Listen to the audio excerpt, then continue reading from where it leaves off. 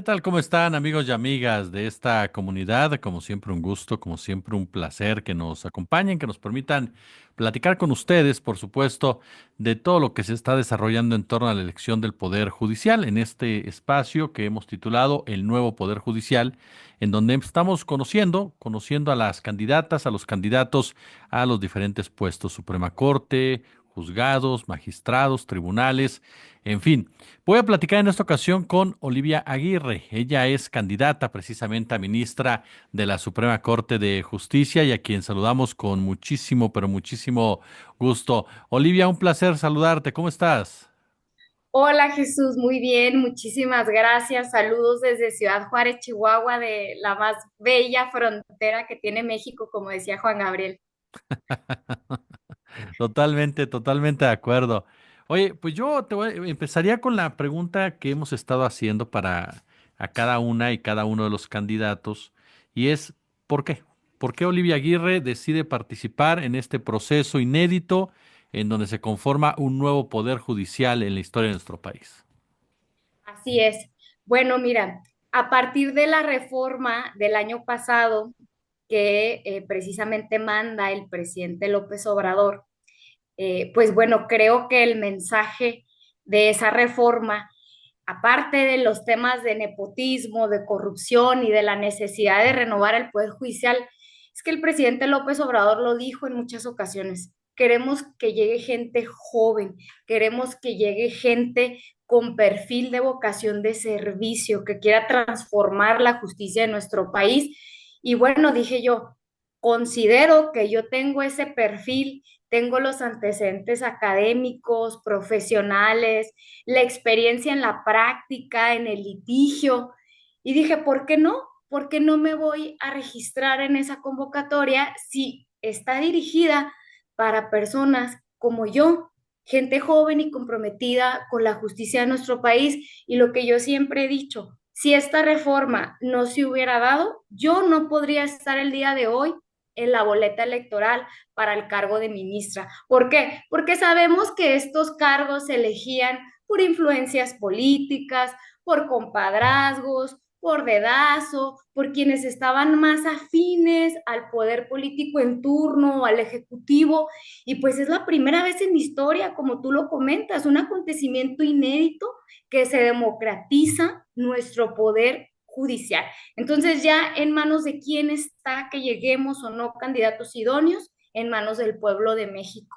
Entonces eso fue lo que a mí me motivó a registrarme para aspirar a este cargo y a llevar, bueno, todos los procesos y todos los filtros que eso implicó en los tres comités de evaluación, porque déjame decirte, Jesús, que yo me registré en los tres, en el del Poder Ejecutivo, Judicial y Legislativo.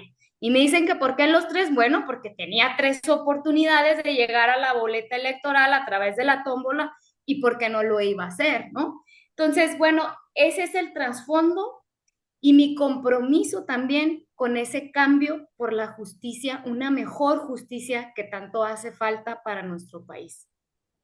¿Cómo logramos una mejor justicia, Olivia? ¿Cómo podemos, en el caso concreto tuyo, desde la Suprema Corte de Justicia de la Nación, conseguirlo?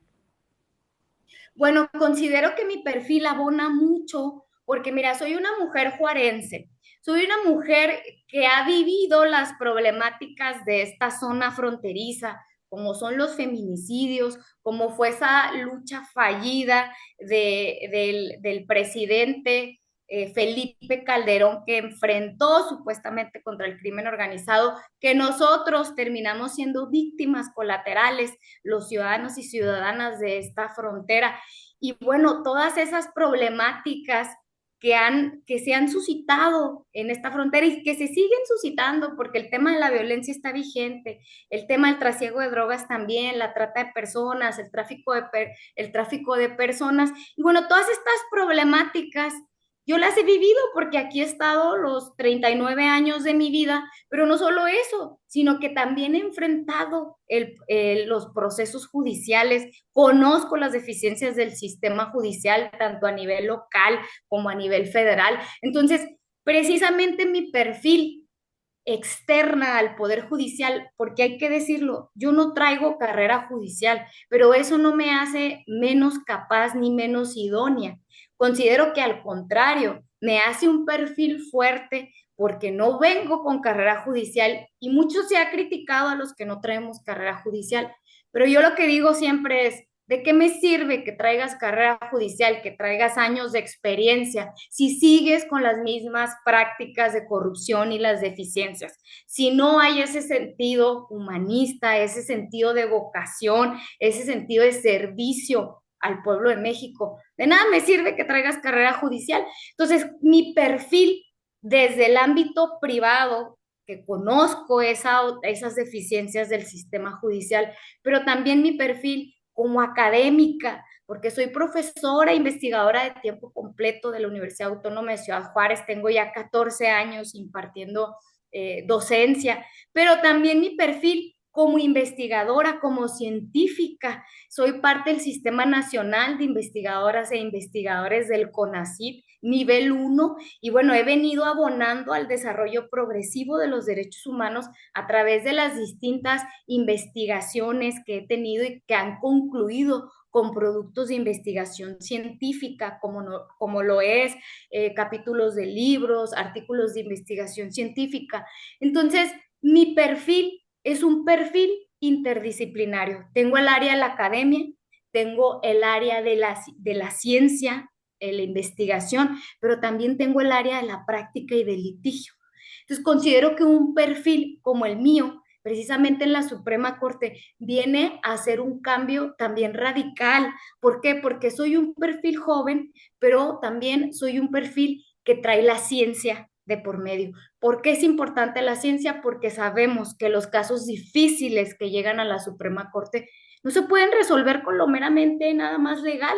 Es importante también allegarnos de otras áreas del conocimiento para resolver los casos complejos y difíciles que llegan a la Suprema Corte en donde haya colisión de derechos fundamentales y que esas decisiones pues impactan en la vida de todas y todos los mexicanos. Entonces considero que yo abonaría desde mis áreas de expertise, tengo un doctorado en derechos humanos y tengo un doctorado en derecho judicial, a precisamente a transformar esa justicia que requiere nuestro país. Entonces, pienso que desde mi experiencia y desde mi formación puedo contribuir a mejorar y sobre todo a seguir desarrollando esos derechos humanos de manera expansiva. ¿Consideras que la justicia se alejó de la gente, que dejó de ser, revisando tu perfil, tú y yo hablamos mucho de humanismo, que se alejó de la gente la justicia, la Suprema Corte de Justicia, particularmente para centrarnos al puesto donde estás compitiendo, se alejó de la sociedad? Sí, no, definitivamente. Bueno, la Suprema Corte de Justicia y en general todo el aparato judicial realmente ha sido una institución de privilegios que vivía en una burbuja que realmente no le interesaba atender las problemáticas sociales, las desconocía, porque son a la fecha ministros de escritorio, son ministros de despacho, no son ministros que conocieran la realidad social que se vive en las distintas regiones del país. Y abonado a ello, ni siquiera les interesaba tampoco tener ese acercamiento con la ciudadanía. Si tú le preguntas a un ciudadano de a pie, yo he hecho entrevistas, fíjate, ahora que empecé campaña, he andado en las plazas públicas, en la Ciudad de México, anduve en Morelia, Michoacán, y yo preguntaba a los ciudadanos de a pie, oiga, ¿usted sabe lo que hace un ministro y ministra de la Suprema Corte? No. ¿Conoce quiénes son sus ministros? ¿Quiénes lo representan? No. Entonces, realmente hay un desconocimiento de lo que hace la Suprema Corte, de qué es lo que decide, de cómo les impactan esas decisiones en la vida cotidiana de las personas. Teníamos un poder judicial, tenemos, porque todavía lo tenemos, el cambio se da hasta septiembre, ¿verdad? Elitista. ¿A quién favorecía? A los que más tienen, a la gente con recursos económicos. Como bien lo decía la presidenta Sheinbaum, no se ha logrado separar el poder económico del poder político y es una realidad. no tenemos una justicia accesible para todas y todos los mexicanos. Para los que menos tienen, nunca ha sido accesible, pero no le ha interesado tampoco al Poder Judicial, porque el Poder Judicial ha estado secuestrado, sigue secuestrado hasta esta elección que se va a dar el 1 de junio. Vamos a ver ese otro Poder Judicial que queremos y que deseamos todas y todos los mexicanos. Olivia, ¿te sentiste alguna vez, te lo pregunto por lo siguiente, discriminada en todos estos procesos de crecimiento dentro del Poder Judicial a raíz de, como mencionabas, que no había este tipo o que se centraba mucho en la carrera judicial para ir abriendo puertas? No, bueno, fíjate que me sentí discriminada, a lo mejor me han tocado participar en varios foros con personas que traen carrera judicial y he sentido, al menos en unas participaciones que tuve, como que con las personas magistradas con las que me senté en un foro, como que los sentía como que muy crecidos, ¿no? Así como que todavía en esa élite de yo soy magistrado, tú, ¿qué vas a venir a aportar? Como que en esos espacios, quizá con las personas que traían carrera judicial, sí sentía como que ellos decían, bueno, la carrera judicial es lo mejor y es mi bandera y es mi propuesta, tengo tantos años de experiencia, tengo 200,000 sentencias. Entonces eso era como que lo que decía yo, bueno, pues sí, ¿de qué me sirve que traigas tantas sentencias, no?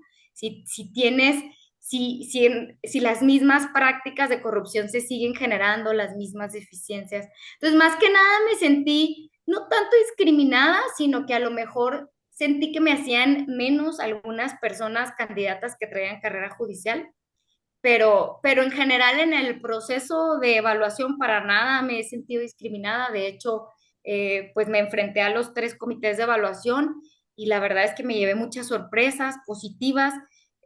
Por ejemplo, en el caso del Comité de Evaluación del Poder Legislativo, fue el que más me sorprendió y del que quizá tenía una menor expectativa y creo que realizaron muy buen trabajo. De hecho, estuvieron todos presentes los integrantes del comité de evaluación y eso pues para mí fue muy importante porque hubo un compromiso de que los eligieron para evaluar y ahí estuvieron. Digo, no tuve la misma fortuna con otros comités, pero lo comento porque considero que esos procesos de evaluación fueron importantes también para conocer los perfiles y también realmente conocer ese lado humano y sensible de cada uno de los aspirantes, ¿no?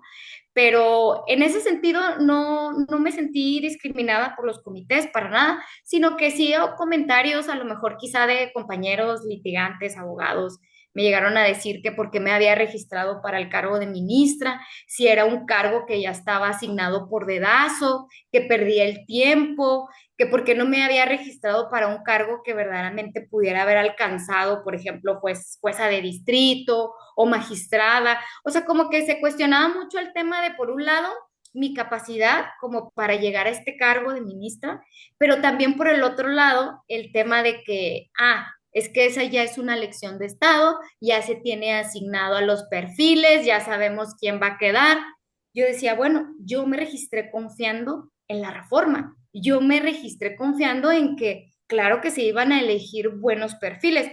Y mi ejemplo es un claro caso, porque realmente yo dije, si funciona el proceso de evaluación, yo tengo que quedar, porque creo que cumplo con todas esas características, cumplo con los requisitos formales, cumplo con ese currículum en el ámbito académico, profesional, cumplo con ese acercamiento con la sociedad a partir de los cargos que he ocupado. Fui consejera de la Comisión Ejecutiva de Atención a Víctimas del Estado de Chihuahua, un cargo honorífico. Fui también consejera para la prevención y erradicación de la trata de personas en el Estado de Chihuahua. Entonces creo que también este lado social ha estado inmerso en mi trayectoria y sí, o sea, sí he sentido ese tipo de discriminaciones, pero más bien como con colegas o al momento de estar en foros con quien trae esa carrera judicial y que juzgan de manera negativa a quien no la traemos, ¿no? Pero pues la Constitución no es un requisito, si lo fuera así, pues yo no habría podido participar. La edad se quitó, antes era 35 años para ser ministro o ministra, digo que yo sí lo cumplo, pero precisamente, ¿cuál era la finalidad? Y lo dijo muchas veces el presidente López Obrador, queremos que lleguen jóvenes, queremos también que se aperture esta paridad de género que nunca ha tenido el Poder Judicial, porque hay que decirlo, o sea, no es cierto que el Poder Judicial cumplía con la paridad de género. Estos cargos de magistraturas, de jueces de distrito, en su mayoría los ocupaban hombres. Y entonces esta reforma también viene a revolucionar el tema de la paridad de género. Y yo no digo que en el 2025 se vaya a completar ese 50% de mujeres y 50% de hombres. Se va a completar hasta la elección del 2027.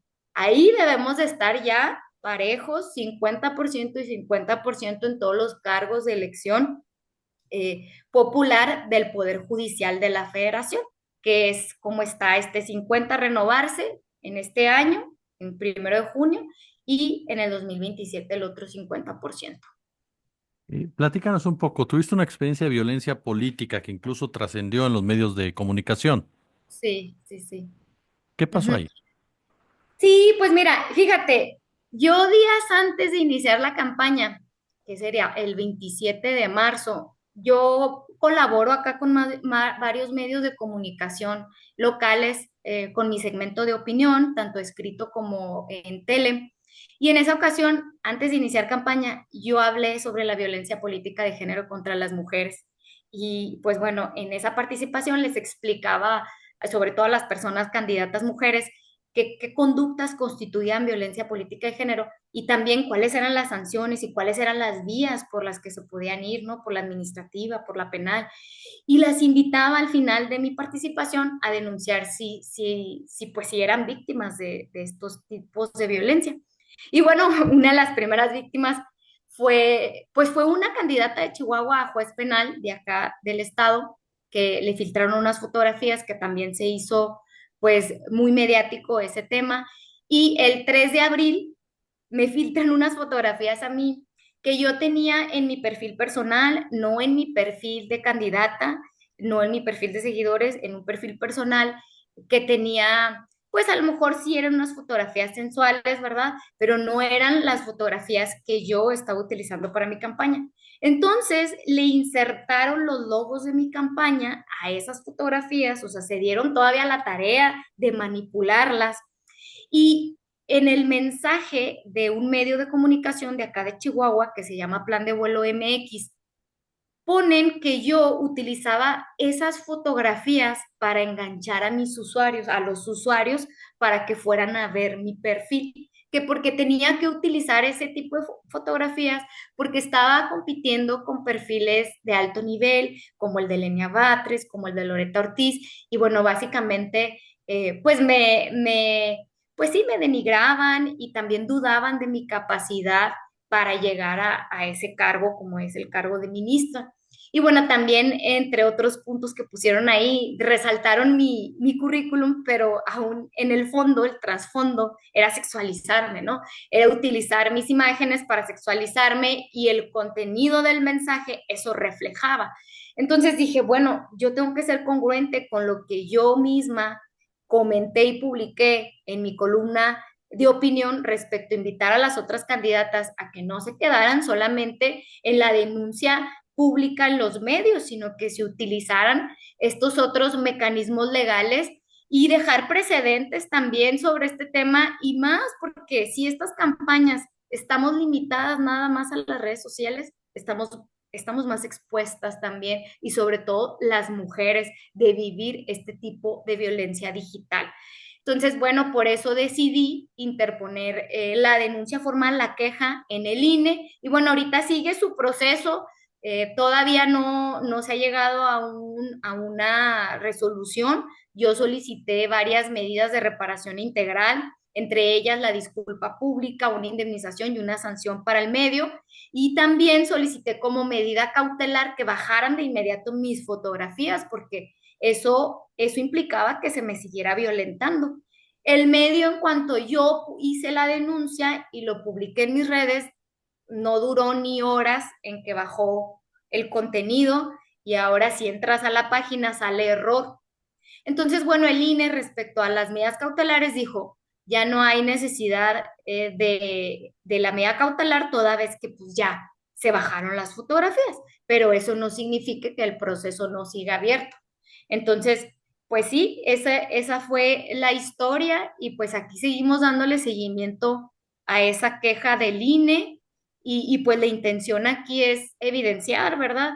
Que también debe haber sanciones para quien cometan estas conductas de violencia política de género y sentar precedentes para que en las próximas elecciones pues se tenga ya un mayor control sobre todo de estos medios de comunicación que realmente no son éticos y que actúan con la intención de pegar a las candidatas y a los candidatos que quizá no son afines a los intereses pues del medio de comunicación. No sé, la verdad desconozco por qué lo habrán hecho.